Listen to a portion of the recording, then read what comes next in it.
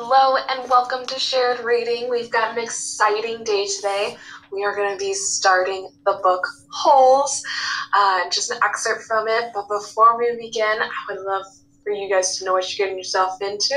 So I actually included the trailer for Holes, the movie, in this slide. So I want you to click on it and watch the trailer.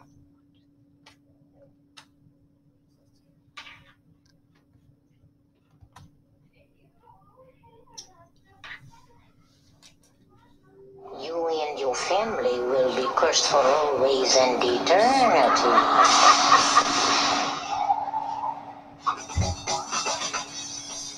Walt Disney Pictures brings the award-winning book to life. Holes. My name is Stanley Yelnats. All my life I seem to be in the wrong place at the wrong time.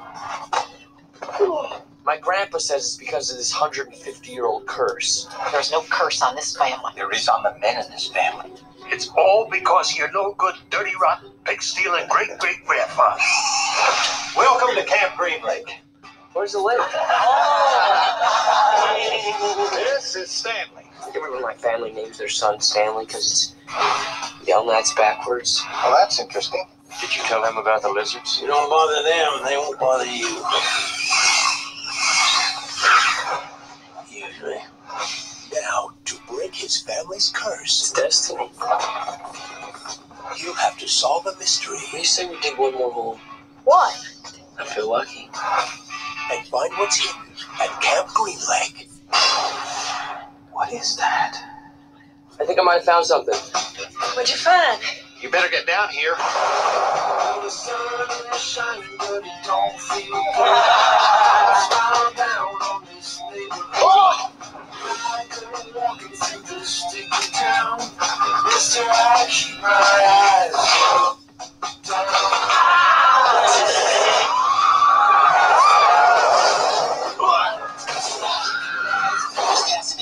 Stick together. Stanley! My name is X-Ray. Magnet.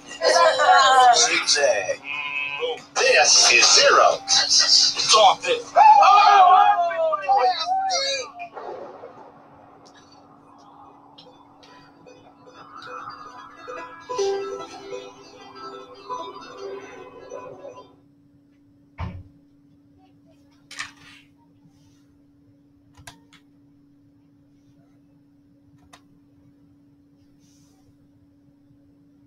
Today, as we read, we're going to gather key events happening in the story.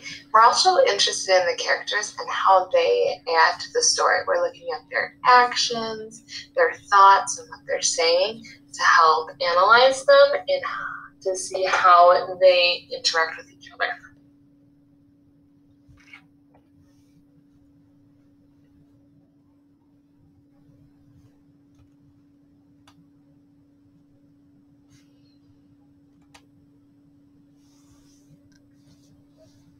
Stanley's Release, an excerpt from Holes by Louis Chazar. Holes is a Newbery Award-winning book by Louis Chazar about an adolescent boy, Stanley Yelnats, who is punished for a crime he didn't commit and unjustly sent to a boys' juvenile detention center at Camp Green Lake, a dry, flat wasteland in Texas, where he and the other boys are forced to dig 5-foot holes in the desert. Although the warden claims this punishment is meant to build the boy's character, she's actually searching for something valuable. A treasure that was buried over 100 years ago by a teacher-turned-bandit named Kate Barlow. It so happens that Kate Barlow had stolen this treasure from Stanley's great-grandfather during a robbery.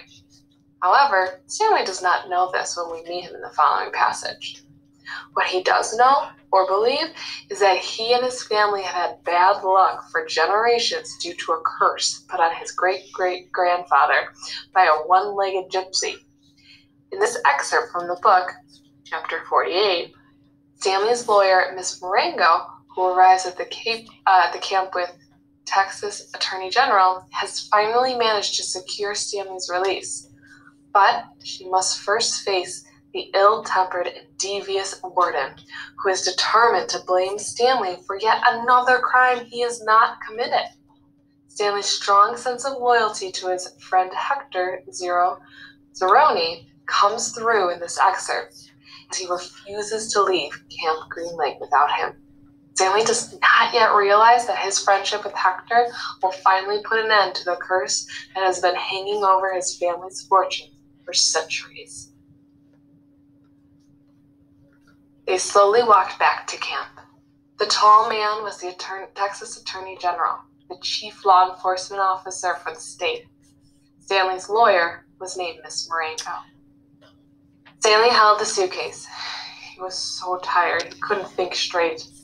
He felt as if he was walking in a dream, not quite able to comprehend what was going on around him. They stopped in front of the camp office. Mr. Sir went inside to get Stanley's belongings. The Attorney General told Mr. Pendensky to get the boy something to drink and eat. The warden seemed as dazed as Stanley. You can't even read, he said to Zero. Zero said nothing. Miss Marengo put a hand on Stanley's shoulder and told him to hang in there. He would be seeing his parents soon. She was shorter than Stanley, but somehow gave the appearance of being tall. Mr. Pendensky returned with 2 cartons of orange juice and 2 bagels. Stanley drank the juice, but didn't feel like eating anything. Wait, the warden exclaimed. I didn't say they stole the suitcase. It's his suitcase, obviously. But he put my things in the cabin inside it. That isn't what you said earlier, said Miss Marengo.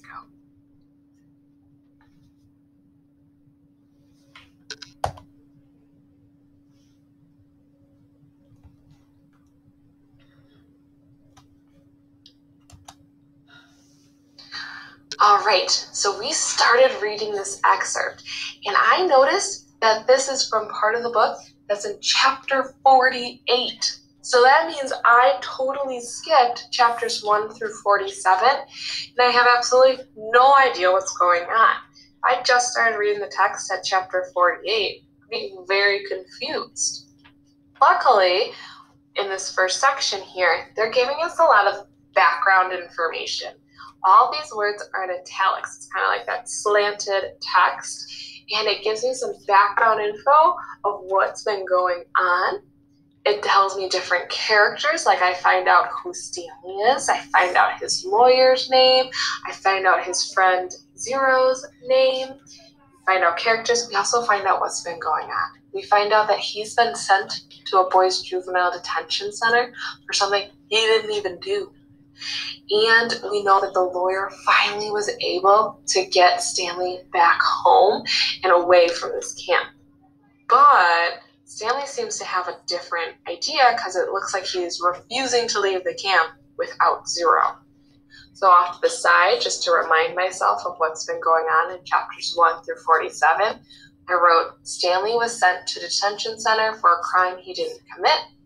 His lawyer can now get him out after facing the warden, but Stanley won't leave without Zero. So now that I have that background information, I can actually start reading the excerpt and find my key events. When I start reading this next section here, I realize they're coming back from somewhere. I'm not really sure where, but I've got this warden, and she seems excited or something. I don't know. She says, but down in paragraph 9, wait, the warden exclaimed, I didn't say they stole the suitcase. It's his suitcase, obviously. But he put my things from my cabin inside it. I wanted to underline that because that is a key event. That is something that seems big right now. She is actually accusing Stanley of something. She's accusing him of a crime that I don't think Stanley committed. So off to the side, I wanted to write down in my own words that the warden accuses Stanley of stealing her belongings. This might help me understand what's happening in the story based on this key event.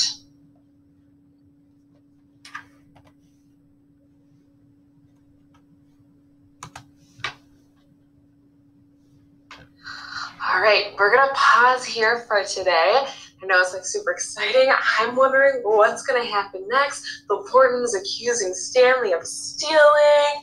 Oh, goodness gracious. Stanley doesn't want to leave without cereal. Oh, how is this all gonna play out? What I would love for you to do is write your prediction in this box off to the right and kind of tell me, what do you think will happen next?